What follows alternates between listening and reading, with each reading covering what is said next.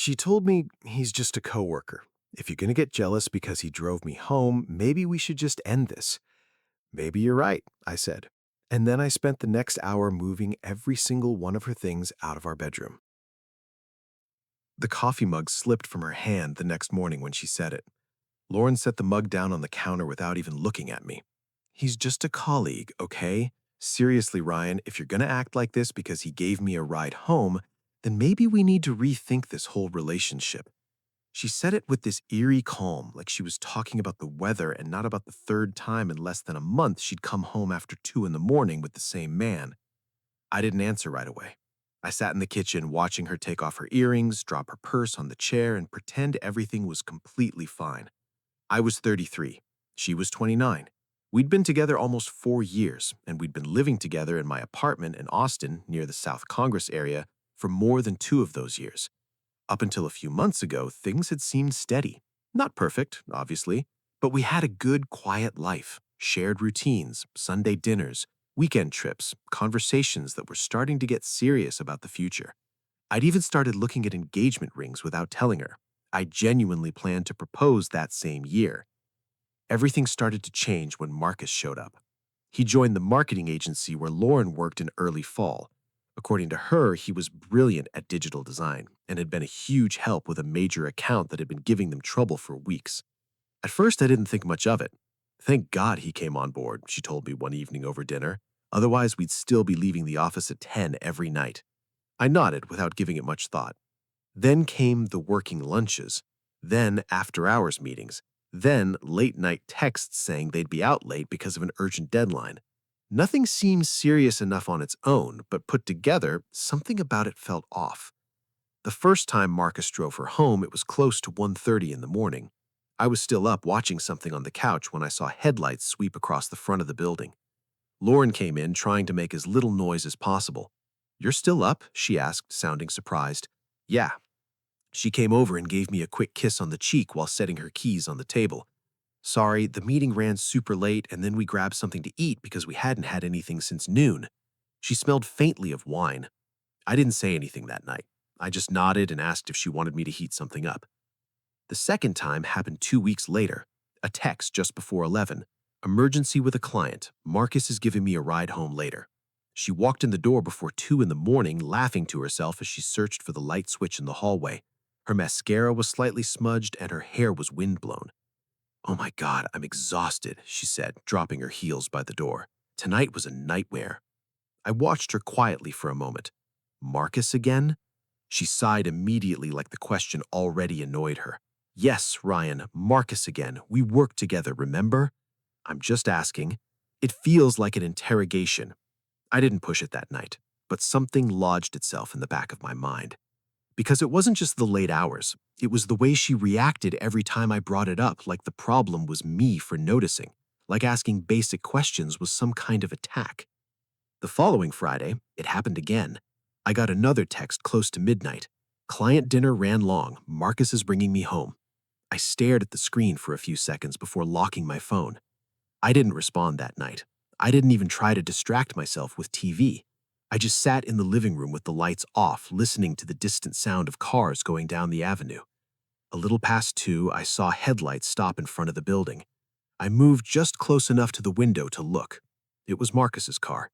She didn't get out right away. They sat there talking and laughing for several minutes. From up above, I couldn't hear a word, but the scene was enough to make my stomach turn. 8 minutes. I counted them without meaning to. Finally, Lauren got out, closed the door, and walked toward the entrance, still smiling. She dropped her bag on the table and let out an exaggerated sigh. "Are we really doing this again? This is the third time this month you've come home in the middle of the night with the same guy. Because we work together until 2 in the morning. Yes, Ryan, some people actually work." That landed harder than I expected. I looked at her steadily. "You don't need to talk to me like that. Then stop acting like you're waiting to catch me doing something." I didn't raise my voice. "I'm just saying this is starting to feel strange." She let out a short, disbelieving laugh. "God, you're so insecure." That's when something shifted inside me. It wasn't anger, exactly. It was exhaustion, the kind that builds up over weeks of trying to ignore something that clearly isn't right. I watched her take off her jacket, the way she got defensive before she even heard me out, the way she turned every concern I had into a flaw of mine, the way she steered every conversation until I was the one feeling guilty for asking. And so instead of arguing, I took a slow breath. Maybe you're right. She blinked, confused. What? Maybe I'm being too jealous. For the first time in the whole conversation, she had nothing to say. Well, she finally managed. I'm glad you see that. I nodded slowly. Yeah, I think I need to think some things through. She seemed to relax instantly. I'm exhausted. I'm going to shower. She went upstairs while I stayed on the couch in silence. I heard the water running a few minutes later, and that was exactly when I made a decision. Our apartment had 3 bedrooms. The main one, a small home office where I worked some days, and a guest room we almost never used. I got up slowly and went straight to the master bedroom. I opened our closet and started taking out all of Lauren's clothes.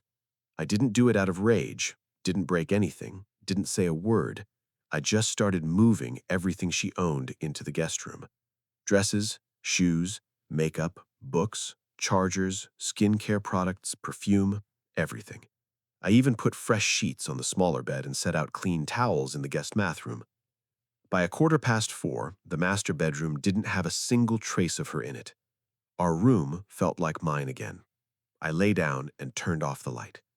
For the first time in weeks, the quiet felt peaceful. The next morning, I woke up before the alarm.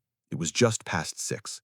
I got up, made coffee and toast, and sat in the kitchen like any other Saturday. Lauren came down about 40 minutes later, still wrapped in a gray robe, her hair damp. She seemed much calmer than she'd been the night before. Morning, she murmured, opening the cabinet to grab her favorite mug. Morning. She poured herself coffee, added oat milk and sugar, and then went completely still, staring toward the hallway. Why are there boxes out there? I looked up from my phone. They're yours. She frowned. What does that mean? I took a sip of coffee before answering. I moved your things to the guest room. For a second, she looked like she hadn't quite understood what she'd just heard. You did what? Your stuff is in the other room. I cleared out space in the closet and organized everything so you'd be comfortable. The mug trembled slightly in her hand. Ryan, are you out of your mind? No. You moved all my things while I was in the shower. Yes. Her expression went from confusion to outrage in about 2 seconds. You can't do that. Of course I can. We live together. Exactly. And last night you made it pretty clear that my concerns were ridiculous, so I figured maybe we needed a little more space. She set the mug down hard on the counter. This is insane. No, Lauren. What's insane is being made to feel guilty because it bothers me that my girlfriend keeps coming home in the middle of the night with another man. He is a coworker. Yeah, I've heard that a few times now. She looked at me with disbelief. You're really making this whole scene over Marcus? I watched her for a moment before answering. I'm not doing this because of him. I'm doing it because of how you react every time I try to talk to you. She crossed her arms. You're being controlling. I couldn't help it. I laughed. Moving your things to another room inside my own apartment isn't control. It's setting a boundary. Your apartment? My name is on the mortgage. I made the down payment and I make the monthly payments. Her expression tightened immediately. Oh, great, so now you're throwing that in my face? No, I'm just reminding you of reality. There was an uncomfortable silence. She looked away and ran a hand through her hair. This is ridiculous. Maybe. I'm not sleeping in that room. Then you've got the couch. She stared at me, completely blindsided. Are you serious? Completely. For a few seconds, she seemed to be searching my face for some different reaction, something that would tell her I was exaggerating or about to back down. I didn't say anything else. Finally, she shook her head and let out a dry, humorless laugh. I can't believe you're doing this. She turned and walked upstairs with heavy steps.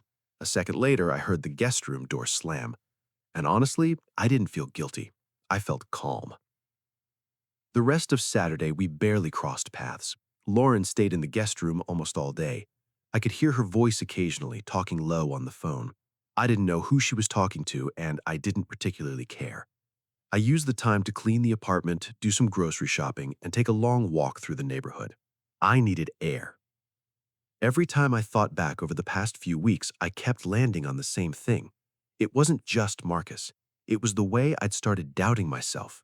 Every conversation ended with me feeling like I was overreacting for noticing things that from the outside were pretty obvious. That was what bothered me most. Sunday morning, Lauren finally came downstairs. She had sunglasses on, even though it was overcast outside. "I'm going to stay at my sister's for a few days," she said, filling a bag with a few things.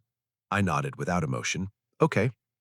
Her calm seemed to bother her. "That's it? That's all you're going to say? 4 years together and you don't even ask when I'm coming back?" I looked at her directly. "I don't know if you are coming back." She went quiet for a moment. Then she slowly lowered the sunglasses and looked at me. "Are you breaking up with me?" I took a breath before answering. "I think you started ending this a while ago." Her jaw tightened. "I haven't done anything wrong. Maybe not physically." She opened her eyes wide. "But emotionally, you've been somewhere else for weeks." For the first time since this whole thing started, she looked genuinely shaken.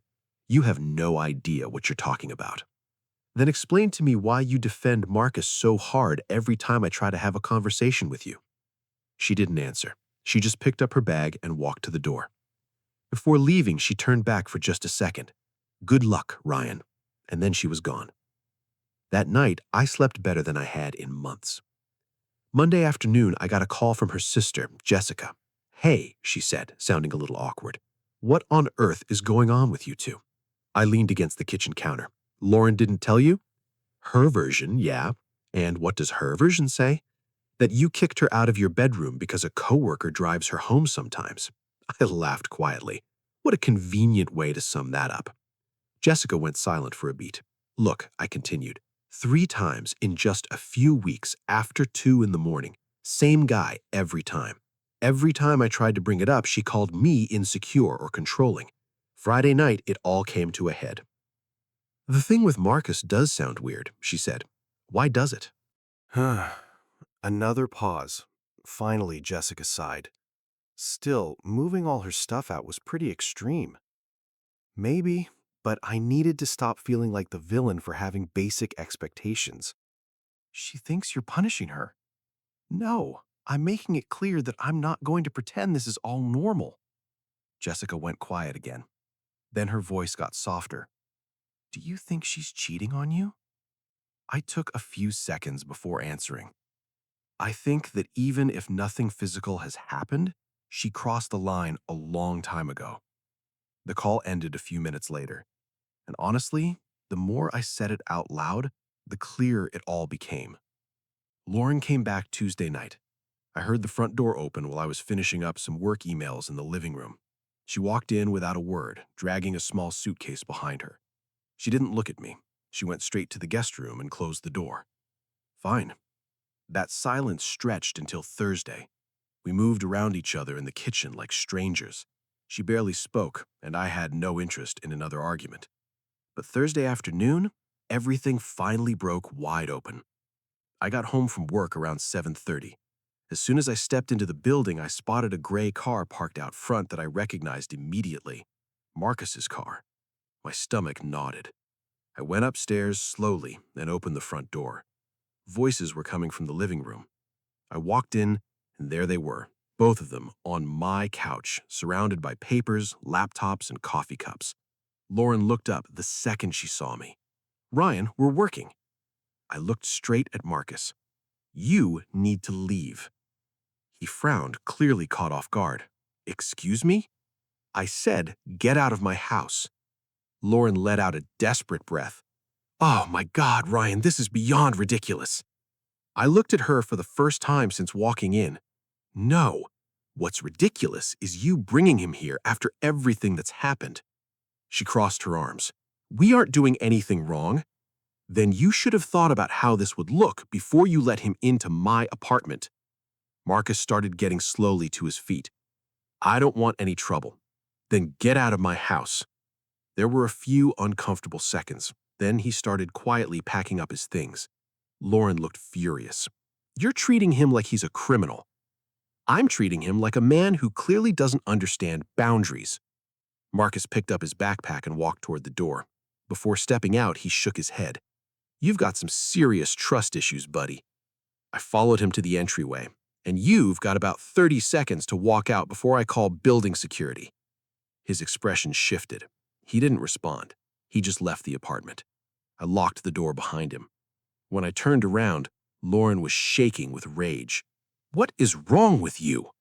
Are you seriously asking me that? You humiliated both of us. No, you've been humiliating me for weeks. She stepped toward me. Nothing has ever happened between me and Marcus. I held her gaze. Then let me see your texts with him.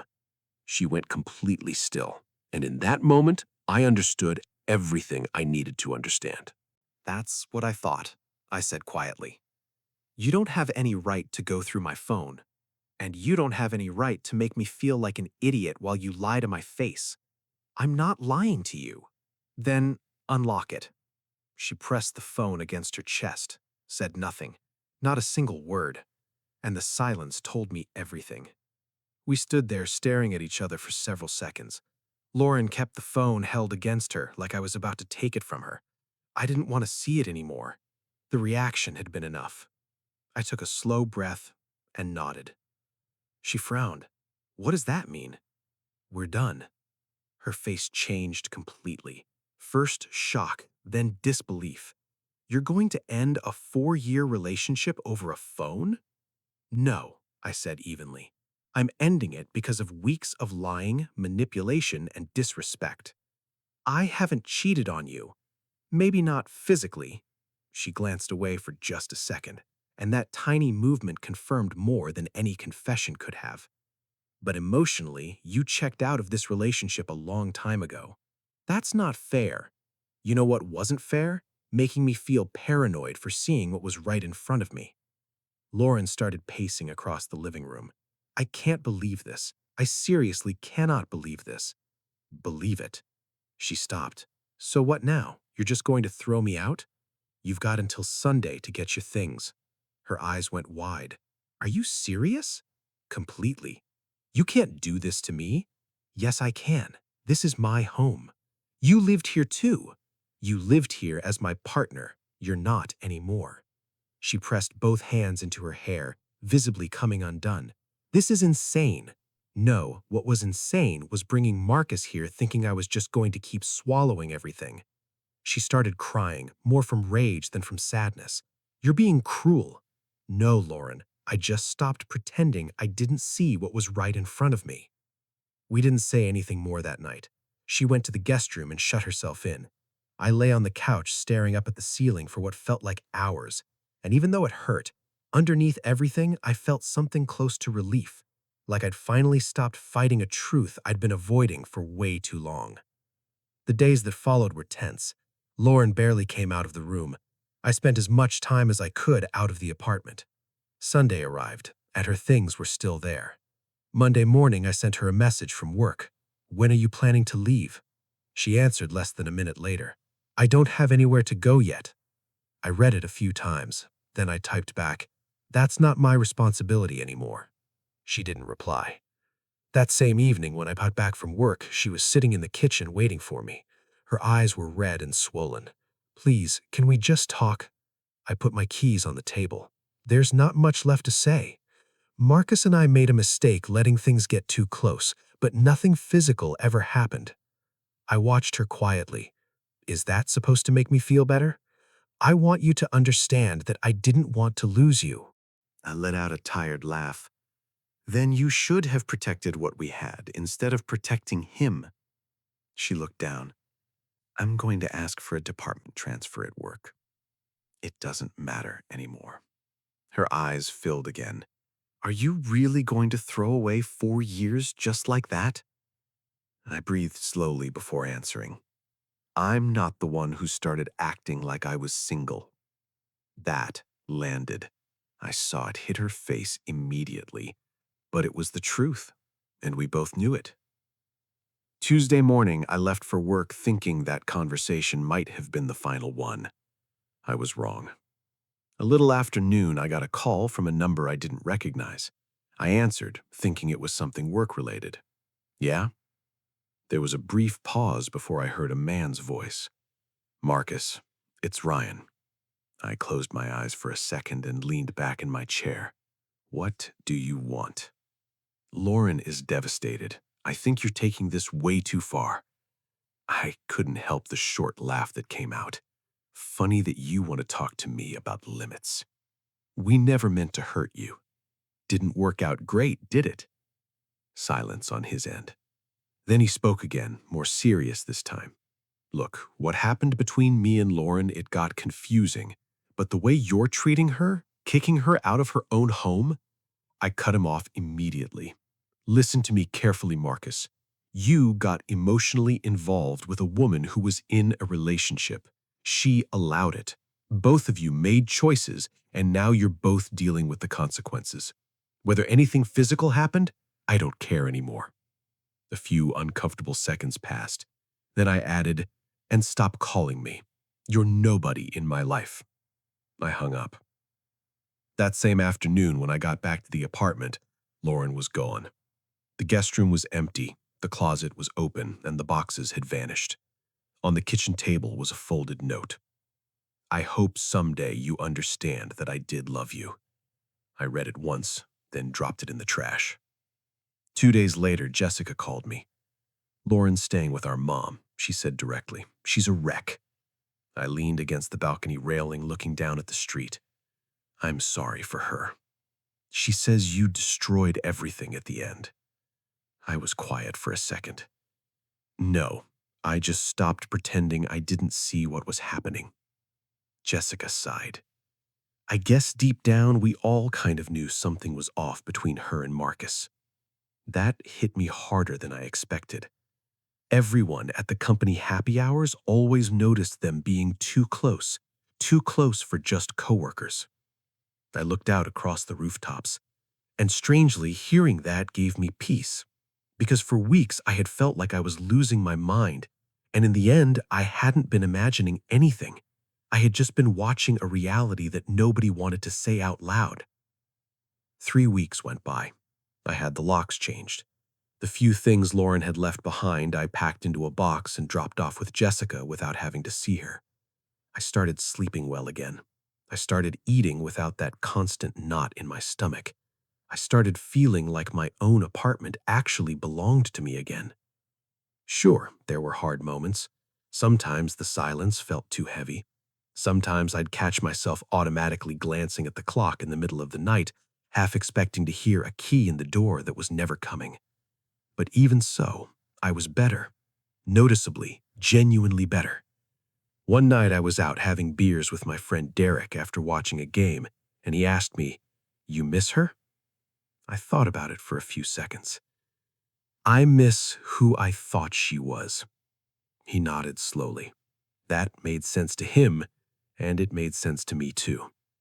Because when someone makes you constantly question your own instincts, when they turn your limits into character flaws and your questions into attacks, the relationship is already broken, even if it hasn't officially ended yet.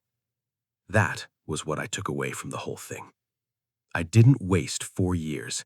I spent 4 years learning exactly what kind of love I'm never willing to accept again. About a week ago, Lauren messaged me from Jessica's phone. I'm sorry for everything. I wish we'd talked more. I read it sitting on the couch in the living room. The same couch where, months before, I'd sat awake past 2 in the morning wondering if I was losing my mind. I smiled faintly and typed back one word. No. Then I blocked that number too. And for the first time in a very long time, I felt like that chapter was completely closed. Bye bye.